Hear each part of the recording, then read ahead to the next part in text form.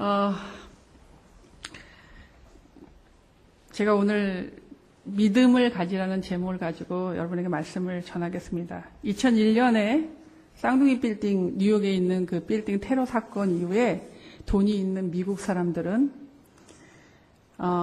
특별한 일들을 하나씩 집안에다가 두기 시작했는데 그런 붐이 일었습니다. 그게 뭐냐면 집안의 어떤 외부에서의 공격에 대해서도 피할 수 있는 공간을 만드는 겁니다. 그래서 비밀 방, 누구도 침입할 수 없는 방. 그래서 그 방은 얼마간 견딜 수 있는 비상식량이 항상 채워져 있고요. 기본 상비약, 그 다음에 외부와 직접 연결되는 전화선, 집에 연결되어 있는 전화선 말고 따로 전화선을 하나 둬서 직접 연결할 수 있는 다른 전화선, 그 다음에 외부의 모습을 볼 수 있는 CCTV가 연결되어 있는 회선들, 그런 것이 있고요. 그 외에도 그 방은 외부에서 침입하기 어려운 안전장치가 되게 많이 돼 있는 그런 방들을 만드는 게 한때 붐이었다고 합니다. 지금도 그런지는 잘 모르겠어요. 근데 이 방의 이름을 영어로 패닉룸이라고 얘기합니다. 네. 여러분 좀 아시는 분도 있겠지만 패닉이라는 말은 사람이 되게 두렵거나 공포스러워서 공황 상태가 됐을 때 어찌할 바를 모르는 상태를 패닉이라고 얘기합니다. 그래서 젊은 우리 다영이나 다혜 같은 아이들은 패닉이었어 이런 표현들을 많이 쓰기도 해요. 근데 그런 아주 어려운 상태가 됐을 때 피할 수 있는 방이 바로 패닉룸입니다. 2002년에 미국에서 패닉룸이라는 영화가 나왔어요. 공포 영화인데 보신 분 있으신가요? 네. 이 영화에 한 엄마와 딸이 새로운 집에 이사를 갑니다. 근데 그 집안에 이 패닉룸이 있는 거예요. 근데 전 주인이 그 패닉룸 안에다가 엄청난 돈을 숨겨놓고 나간 겁니다. 그 돈이 거기 있는지 아는 나쁜 사람들이 그 돈을 차지하기 위해서 집안을 침입을 해요. 결국은 이 엄마와 딸이 어디로 들어가냐면 그 패닉룸 안으로 딱 들어가죠. 그 룸 안으로 들어가서 숨어 있는 겁니다. 근데 그 바깥에 침입한 강도들은 모든 무장을 하고 총과 칼과 이런 걸 가지고 패닉룸 안으로 들어오려고 노력을 하고, 이 여인은 안에서 딸을 지키면서 그 패닉룸 안에서 잘 보호받으면서 이 바깥과 연결하려고 하는데 연결이 잘 안 되는 거예요. 그러면서 그 패닉룸 안에 갇히게 되는 겁니다. 근데 또 설상가상으로 이 딸에게 뭐가 있냐면 당뇨병이 있는 거예요. 그러니까 시간이 지나니까 인슐린 주사를 맞았는데 안 맞으니까 쇼크 상태가 오는 겁니다. 바깥에서는, 외부에서는 계속 강도들이 들어오려고 노력하면서 우리 생명을 위협하고, 안에서는 지금 딸이 어떤 상태예요? 생명이 경각에 달려있는 상황이 막 벌어지고 있는 겁니다. 그래서 그러면서 패닉룸에 패닉이라는 단어처럼 엄마가 어떻게 돼요? 패닉 상태가 되는 겁니다. 예, 그래서 정말 공포와 두려움과 절망에 빠지게 되죠. 인생을 살다 보면 우리도 원치 않지만 우리를 공포와 좌절 그리고 절망으로 몰아넣는 일을 우리가 만나게 되기도 하고 그런 일을 겪게도 됩니다. 우리는 원하지 않지만. 그래서 우리의 자신의 힘으로 해결할 수 없는 여러 문제들, 삶과 죽음을 갈라놓는 그런 병이라든가 사고라든가, 그 다음에 자녀들과 관련해서 어찌 해볼 수 없는 일들, 인간관계 속에서 도대체 풀어낼 수 없는 어떤 그 힘든 부분들, 그런 여러 가지가 있을 수 있죠. 지금 여러분을 두렵게 만드는 건 뭡니까? 정말 공포스럽게 만드는 거. 이거 하나만 하나님이 해결해 주시면 내 이 가슴에 있는 이 무거운 돌덩이 같은 게 하나 탁 내려질 것 같고 숨이 한번 돌려질 것 같은 그런 어려운 일은 없으신가요? 만약 여러분 안에 난 그런 일 없습니다 라고 생각한다면 정말 하나님께 감사하셔야 됩니다. 아주 감사한 일이죠. 그러나 혹시 그런 어려움, 제가 아까 얘기한 그 엄마와 같이 공포와 좌절과 두려움, 어찌할 바를 모르는 내 능력을 벗어난 일들을 겪을 때 우리는 도대체 어떻게 해야 될까요? 오늘 성경은 그 부분에 대해서 이렇게 얘기합니다. 믿음을 가지십시오. 마가복음, 오늘 하나님께서 우리에게 주신 말씀이 마가복음 5장 21절에서 43절의 말씀입니다. 믿음을 가지라고 이야기하는 말씀의 본문을 한번 보겠는데요. 좀 길지만 우리 서로 나누어 읽도록 하겠습니다. 다 찾으신 줄 알고 읽겠습니다. 예수께서 배를 타시고 다시 맞은편으로 건너가시니 큰 무리가 그에게로 모이거늘 이에 바닷가에 계시더니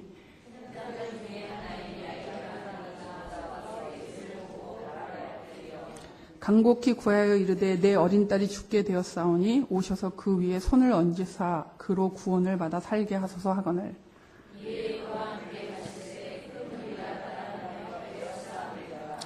열두 해를 혈육증으로 알아온 한 여자가 있어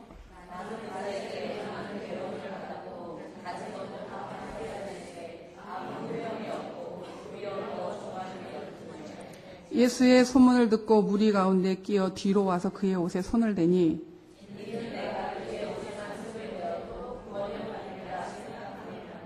이에 그의 혈루 근원이 곧 마름에 병이 나온 줄을 몸에 깨달으니라.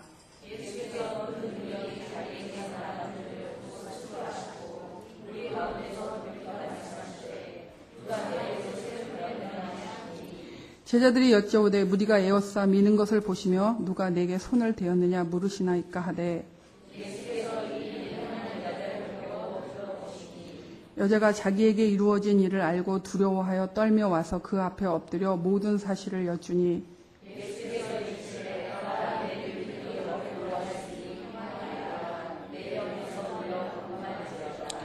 아직 예수께서 말씀하실 때 회당장의 집에서 사람들이 와서 회당장에게 이르되 당신의 딸이 죽었나이다. 어찌하여 선생을 더 괴롭게 하나이까?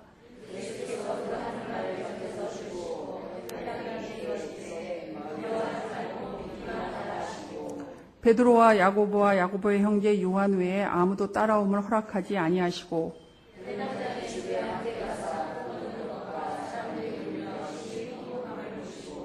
들어가서 그들에게 이르시되 너희가 어찌하여 떠들며 우느냐 이 아이가 죽은 것이 아니라 잔다 하시니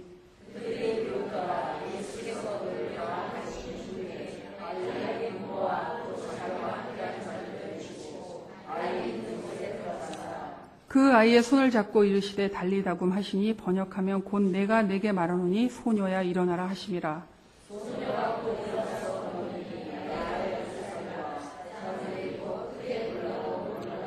다 함께 읽겠습니다. 예수께서 이 일을 아무도 알지 못하게 하라고 그들을 많이 경계하시고 이에 소녀에게 먹을 것을 주라 하시니라. 아멘. 오늘 성경에는 두 사람의 인물이 나옵니다. 두 가지의 다른 이야기가 한 이야기가 진행되는 사이에 한 이야기가 끼어드는 것처럼 나오지만 그 이야기 밑에 깔려있는 이야기는 믿음을 가지라는 이야기입니다. 우리가 읽은 것처럼 본문에 공포와 절망감에 떠는 두 사람이 나오는데요. 한 사람은 회당장 야이로입니다. 그의 문제는 뭐예요? 딸이 지금 죽어가고 있습니다. 다른 한 사람은 12년 동안 혈류병을 앓은 여인입니다. 그 사람은 이 사람들은 자신들의 문제를 해결하기 위해 할 수 있는 일들이 아무것도 없는 상태가 되어버렸습니다. 그들의 문제는 그들 자신이나 어떤 다른 사람이 해결해 줄 수 있는 문제가 아니었어요. 야이로 회당장의 딸의 문제는 생명의 문제입니다. 삶과 죽음의 문제였고요. 그래서 죽어가는 딸을 위해 그냥 안타까워하고 힘들어하고 어찌할 바를 모르는 그런 두려움과 공포 가운데 있는 것 외에는 아무것도 없었습니다. 12년을 혈류병으로 앓은 여인은 어떻습니까? 이 여인은 그동안 병을 고치기 위해서 온갖 노력을 다했습니다. 자기가 가지고 있는 물질을 다 썼습니다. 그리고 이 병은 여러분이 알고 있는 것처럼 율법에서 부정하다고 여기는 그런 병이기 때문에 사람들이랑 접촉하는 것이 어려운 병이었습니다. 모든 것을 잃은 사람이죠. 건강도 잃었습니다. 물질도 잃었습니다. 사람들과 가까이 있을 수 없는 가족도 잃었습니다. 사회적인 생활도 잃었습니다. 외롭고 슬프고 고달프고 가난하고 그런 게 그 여인의 삶이었죠. 이런 야이로 회당장과 그 다음에 이 12해를 혈류증을 앓은 여인의 상황은 절망과 좌절, 그리고 여인은 죽음을 기다리는 것 이상의 더 방법이 없고 야이로 회당장은 자기가 죽는 건 아니지만 자기가 어찌할 바를 모르는 그런 상황에서 두려움과 공포를 느낄 수밖에 없는 상황입니다. 그런데 이들에게 있었던 게 딱 한 가지 있습니다. 그건 뭐냐면 믿음입니다. 34절에 보면 예수님은 이 여인에게 내 믿음이 너를 구원하였으니 평안히 가라. 내 병에서 놓여 건강할지어다 라고 선언해 주십니다. 믿음 때문에 이 여인에게 어떤 일이 12년 동안의 고통에서 벗어나서 어떤 일이 일어납니까? 구원과 평안과 건강을 얻었습니다. 또한 35절에 보면 야이로의 집에서 사람들이 와서 아직 예수님과 집으로 향하여 가지도 않았는데 중간에 이 12해 혈류증을 앓는 여인의 그 방해라고 한다면 끼어듦 때문에 아직 야이로 회당장이 집에 가지도 못했는데 지금 와서 하는 얘기가 당신 딸 죽었습니다.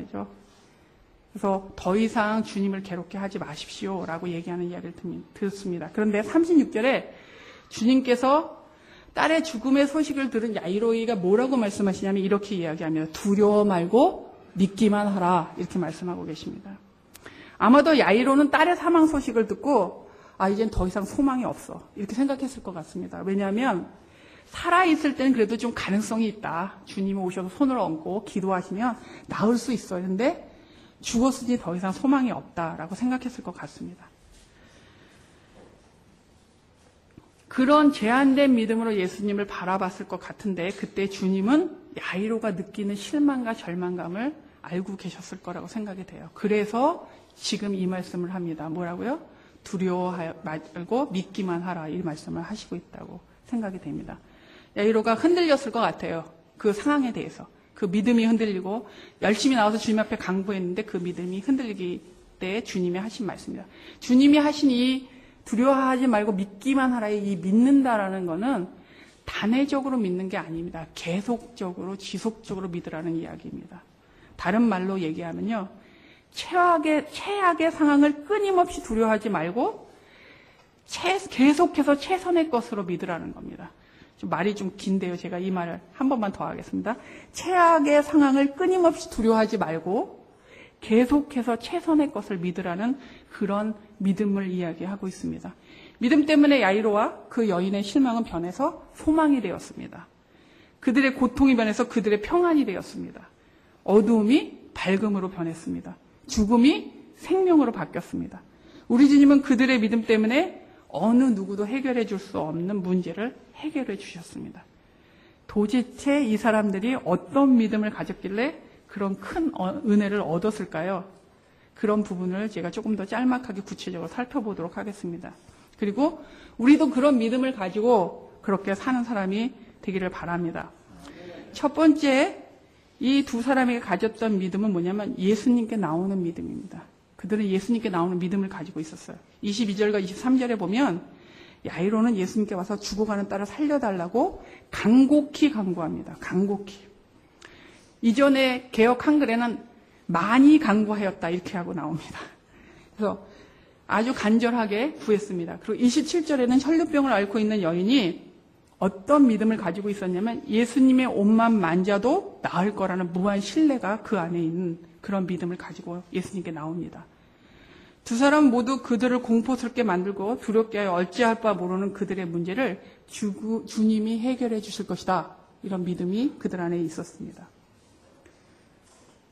그래서 예수님 앞에 나옴으로 자신들의 믿음을 증명했어요. 기적과 능력을 맛보았기 때문에 주님을 믿은 게 아닙니다. 그 이전에 주님이 하실 수 있다는 믿음이 먼저 있었던 사람입니다. 일반적으로 우리는 어떻게 생각해요? 하나님이 행하신 놀라운 기적을 보고 능력을 보고 믿겠다라고 이야기하지만 이들은 그 능력과 기적을 본 다음에 믿은 게 아니라 그 이전에 그 일을 하실 수 있는 분이라는 간절한 믿음이 그들 안에 있었습니다. 야이로와 이 여인처럼 만일 여러분의 능력이나 가진 모든 것을 해결할 수 없는 문제들이 있다면 여러분 예수님 앞에 나오셔야 합니다. 그리고 예수님께 무한한 여러분의 믿음을 드려야 됩니다. 주님 이렇게 말씀하셔야 돼요. 주님만이 이 상황에서 우리를 구할 수 있는 분입니다라는 그런 믿음을 가져야 합니다. 주님은 우리가 할 수 없는 일을 하실 수 있는 분입니다. 그걸 믿고 그렇게 나가셔야 합니다. 사실 우리는 우리 자신이 많은 일들을 할 수 있다고 그렇게 착각하는 경향이 있어요. 그런데 우리가 할 수 있는 일이 그리 많지 않은 것 같습니다. 여러 가지 이야기들을 해보면 사실 우리의 자녀조차도 내 마음대로 아이를 돌려놓지 못한다는 게 우리의 한계입니다. 그래서 우리는 수시로 절박해야 하고 그리고 절박함을 가지고 주님 앞에 나가야 합니다. 예수님께 나오는 방법은 다양합니다. 예배를 통해서 말씀을 묵상하면서 또 찬양을 통해서. 그러나 오늘 야이로의 태도를 볼 때 저는 그 야이로의 태도를 기도와 연결하고 싶습니다. 간절하게 기도하는 그 기도, 주님 앞에 달려나와 기도하는 그 기도를 여러분들이 하시기를 바랍니다. 제가 여기서 아주 유치한 질문 한번 하겠습니다. 불 나면 어디다 전화하죠? 왜 전화합니까? 예, 소방관이 와서 불을 꺼줄 거라고 믿기 때문에 거기다 전화합니다. 도둑이 들어왔습니다. 어디다 전화하죠? 112에 전화합니다. 제가 유치한 질문 한다 그랬죠. 왜 전화합니까? 경찰관이 와서 그 문제를 해결해 줄 거라고 믿기 때문에 전화합니다. 제가 이 얘기하면서 여러분한테 하고 싶은 말은 뭐냐면 소방관이나 경찰관을 믿는 그 믿음만큼 우리가 그런 믿음, 그보다 더 큰 믿음으로 주님 앞에 그보다 더 큰 믿음이 있으십니까? 어떨 때는 우리는 그런 믿음을 보이는데 약하다는 생각이 듭니다. 그보다 더 큰 무한하신 왕이신 하나님, 모든 것을 다스리고 주권이 있으셔서 우리의 모든 생사 화복을 주관하시는 분이라고 고백했다면 우리는 정말 급해서 아이가 아프면 의사 앞에 달려가는 믿음은 있으면서 주님 앞에 나오는 믿음은 없다는 겁니다. 그냥 어찌할 바를 몰라요. 그냥 진짜 아까 나온 영어에 나오는 그 말처럼 패닉 그 상태로 어찌할 바를 모릅니다. 우리가 경찰관에게 전화하거나 소방관에게 전화하거나 아니면 의사에게 달려가는 것보다 더 큰 믿음으로 하나님 앞에 반응해야 된다는 겁니다. 여러분, 우리도 원하지 않지만 사람의 도움은 한계가 있습니다. 그러나 우리 주님의 도움은 한계가 없습니다. 사람들에게 우리가 어려운 것을 믿는 사람한테 얘기해요. 사실 믿을 만한 친구, 또 엄마 이렇게 얘기합니다. 왜? 그분들이 믿을 만하고 그분이 내 편이 되어줄 거라고 믿습니다. 그러나 거기엔 한계가 있는 거예요. 완벽하게 완전하게 우리를 도우실 수 있는 분은 예수님밖에 없습니다. 그분 앞에 달려가는 믿음을 가지셔야 돼요. 두 번째는 장애를 극복하는 믿음입니다. 장애를 극복하는 믿음. 그런 믿음을 가지셔야 돼요. 27절에 혈류병을 앓는 여인이 예수님의 뒤에 가만히 와서 예수님의 옷자락을 만졌습니다. 아주 단순한 믿음이에요. 그냥 내가 옷자락만 잡으면 날 거다. 이런 믿음이 그 안에 있었습니다. 근데 이 여인은 사실은 그렇게 몰래 들어와서 몰래 이렇게 만진 이유가 예수님이나 사람들이 자신을 알아보지 않았으면 했기 때문에 그 마음이 있을 겁니다. 원치 않았습니다. 레위기 15장 25절에서 30절에 보면 예식법에 의하면 혈루증을 앓는 이 혈루병자의 여자는 부정한 사람입니다. 남과 만져도 안 되고 남들이 있는 곳에 가도 안 되는, 접촉하는 일은 율법을 어기는 일이었습니다. 그 여인이 예수님을 만지는 것은 엄청난 모험이면서 또 사회가 요구하는 규칙을 깨는 거예요. 간절히 낫기를 바라서 주님 앞에 나왔지만 그 나올 때까지 저는 그 여인 안에 말할 수 없는 갈등이 있었을 거라고 생각이 됩니다. 내가 나가면 사람들이 날 알아보지 않을까? 내가 혈류병 앓는 여자라고 나를 그쪽에서 몰아내지는 않을까? 이런 위기감도 저는 느꼈을 거라고 생각이 됩니다.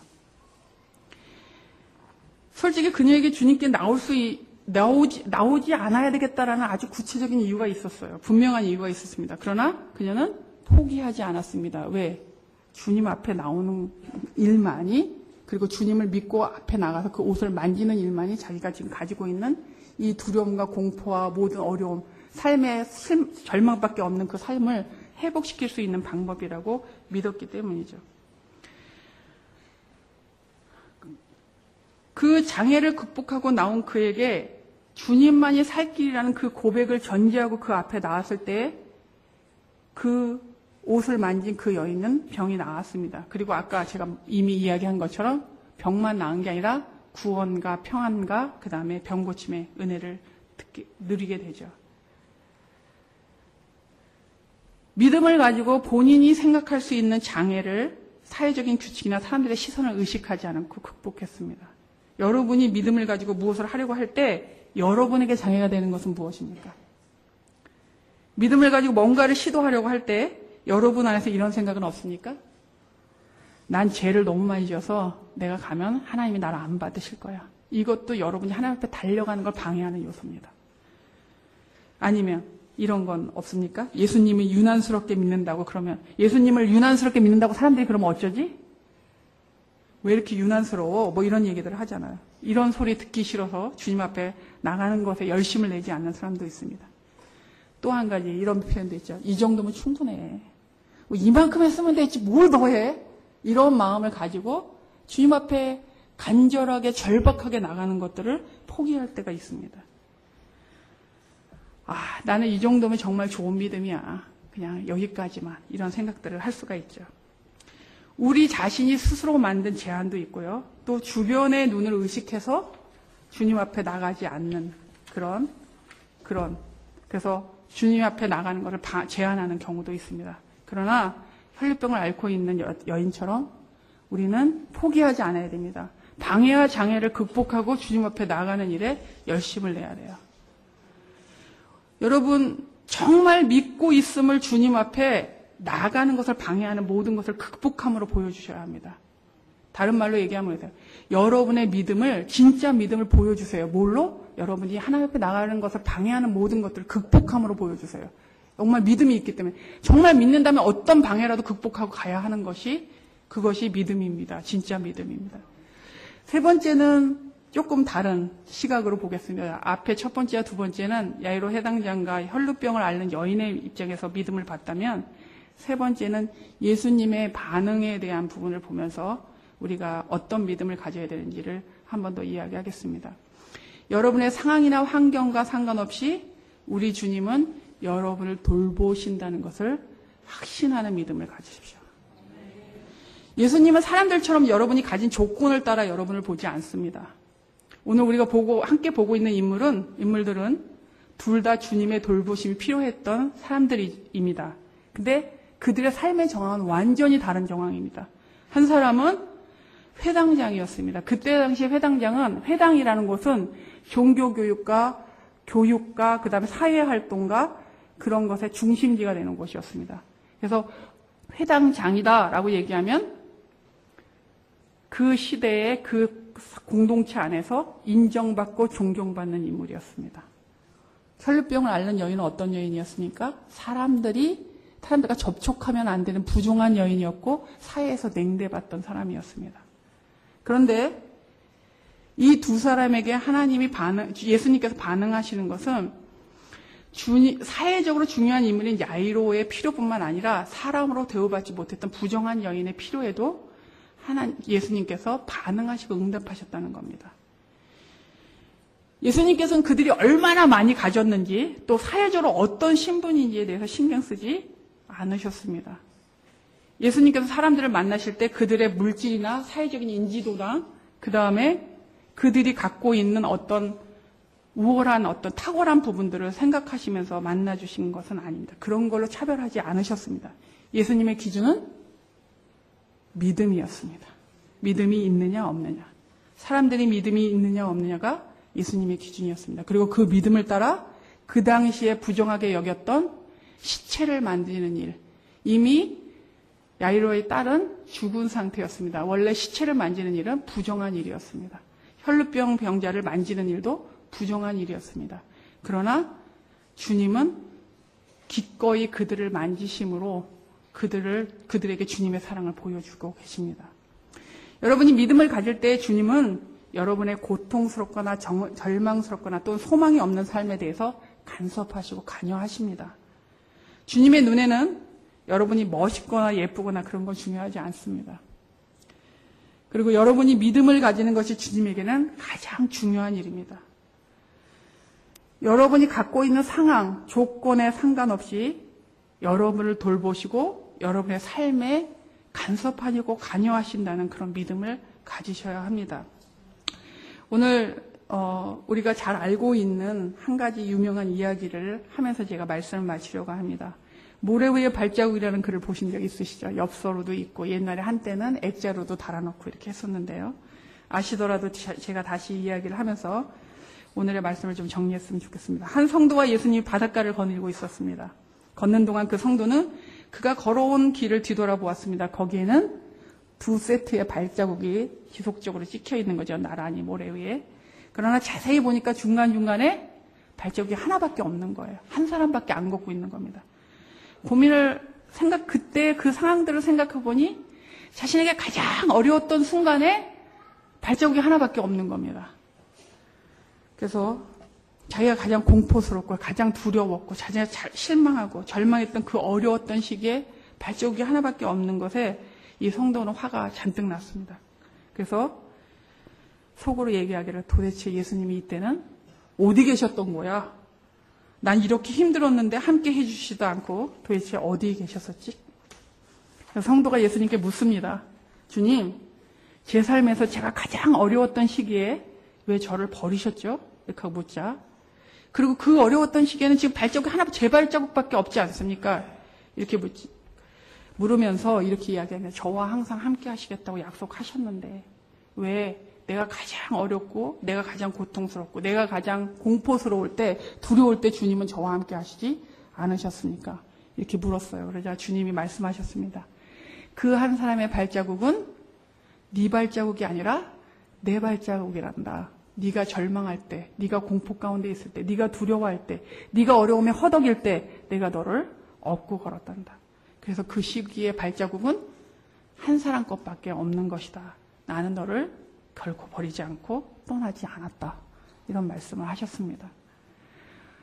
이 이야기에 예수님처럼 주님은 여러분을 돌보시고 여러분이 삶에서 고단해하거나 힘들어하거나 공포스러워하거나 두려워할 때 여러분과 함께 그곳에 계시면서 관여하십니다.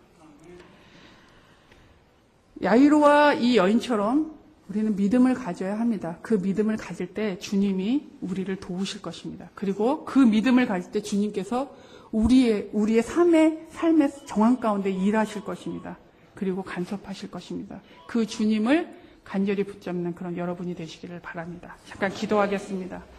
좋으신 아버지, 우리에게 예수님을 보내주시고 예수님을 믿는 믿음을 주셔서 감사합니다. 하나님, 우리의 믿음을 더하여 주시기를 원합니다. 우리의 믿음이 부족합니다. 하나님, 우리가 날마다 입술로는 주님이 우리의 왕이시고 주님이 우리를 다스리는 자라고 하지만 우리의 삶 속에서는 어떠한 정황과 어떠한 상황 속에서 주님을 먼저 찾기보다 다른 것을 먼저 찾을 때가 많았던 것을 주 앞에 고백합니다. 우리의 믿음 없음을 주님 불쌍히 여겨주시고 주님 앞에 달려나가는 그런 믿음을 우리 가운데 부어주시기를 원합니다. 주님을 붙잡음으로 말미암아 주께서 주시는 놀라운 그 은혜들을 누리며 살 수 있도록 하나님 우리 가운데 역사하여 주시고 하나님의 그 놀라운 기적과 은혜를 체험하며 사는 저희들이 되게 도와주시옵소서. 감사합니다. 우리 주 예수 그리스도의 이름으로 기도합니다. 아멘.